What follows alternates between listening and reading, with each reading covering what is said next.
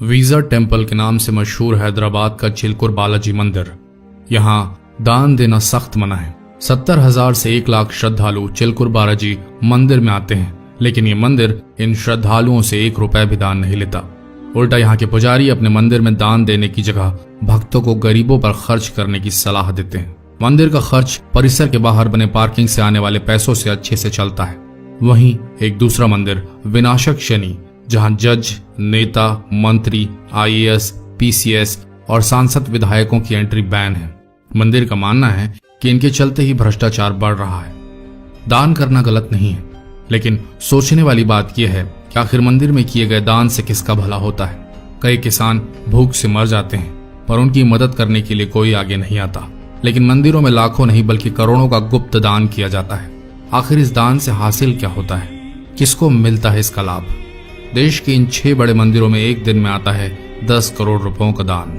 वैष्णो देवी, जगन्नाथपुरी, तिरुपति तिरुमला, शिरडी साईं बाबा, सिद्धि विनायक और काशी विश्वनाथ। इन 6 मंदिरों की एक दिन की औसत कमाई करीब 10 करोड़ रुपए है। वहीं सालाना कमाई 3,287 करोड़ रुपए से भी ज्यादा है। ये पैसा दान के रूप में मंदिरों के पास आता है। पैसा मंदिरों के रखरखाव के अलावा भी कई तरह से इस्तेमाल होता है। दरअसल अकेले तिरुपति तिरुमला मंदिर की कुल संपत्ति 1.30 लाख करोड़ रुपए है, जो मुकेश अंबानी की दौलत से भी कहीं ज्यादा है। हम एक बात साफ कर दें कि हम कोई नास्तिक नहीं है। भगवान में हमारी भी उतनी ही आस्था है जितनी होनी चाहिए। लेकिन सोचने वाली बात यह है कि क्या आस्था जताने के लिए मंदिरों में दान करना जरूरी है? क्या ऐसे लोग जो कि काले धंधे करते हैं, उनके मन में यह बात रहती है कि वे भगवान के मंदिर में कुछ दान करके अपने पाप से बच सकते हैं? हमें तो लगता है कि ऐसी किसी मानसिकता के वशीभूत होकर ये लोग लाखों रुपए दान करते हैं। क्या ऐसा दान करने वाले लोग उन खैराती अस्पतालों, अनाथ आश्रमों में दान करने के बारे में नहीं सोचते?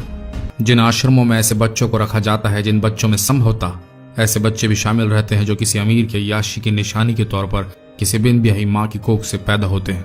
हम तो इतना जानते हैं कि किसी भूखे को खाना खिलाने से लाखों रुपए के दान से ज्यादा पुण्य मिलता है। किसी असहाय और गरीब को मदद करने से उनके दिल से जो दुआ निकलती है, वो दुआ बहुत काम की होती है।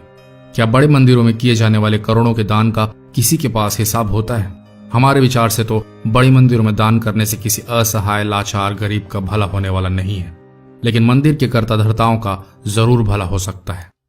अगर दानी इनका ही भला करना चाहते हैं तो रोज करोड़ों का दान करें, हमें क्या। पर कभी कभी बुरा लगता है भगवान भी अमीर हो गए हैं। तभी तो आम जनता के लिए इन बड़े बड़े मंदिरों के लिए लंबी लंबी लाइनें लगती हैं और VIP लोगों के लिए मंदिर के पट यूं ही खोल दिए जाते हैं।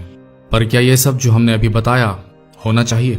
समय निकालिए और कमेंट कीजिए, शेयर कीजिए हर उस अमीर के साथ जिसे आप जानते हो सकता है उसका मन बदल जाए और इन त्योहारों में वह सही जगह दान करे।